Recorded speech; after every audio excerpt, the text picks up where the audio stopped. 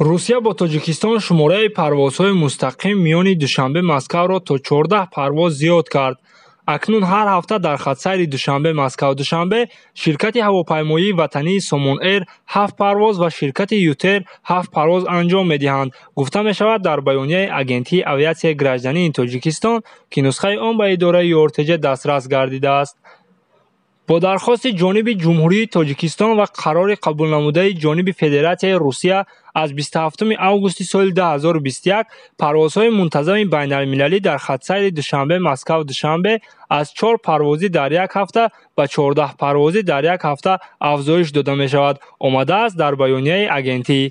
ҳамчунин дар баёния гуфта мешавад, ки дар баробари афзоиш ёфтани парвозҳои мунтазами байналмилалӣ дар хатсайри Душанбе Москва-Душанбе қарор қабул шудааст, ки аз фурудгоҳҳои байналмилалии Душанбе, Хуҷанд ва Кӯлоб ба фурудгоҳҳои байналмилалии Федератсияи Русия, ки парвозҳои байналмилалӣ дар ин фурудгоҳҳо барқарор шуданд, як парвозӣ дар як ҳафта дар ҳамаи самтҳои барқароршуда амалӣ карда шаванд.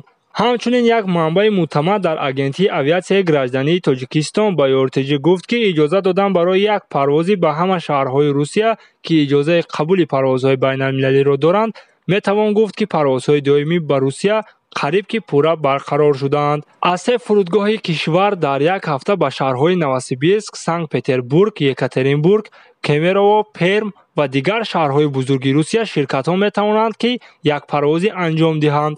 ҳамчунин бо зиёд шудани шумораи парвозҳо арзиши чиптаҳо то 50% поён меоянд, гуфт ин манба. дар баёния низ аз паст шудани нархи чипта гуфта мешавад, вале арзиши ниҳоии онро масъулин нишон надоданд.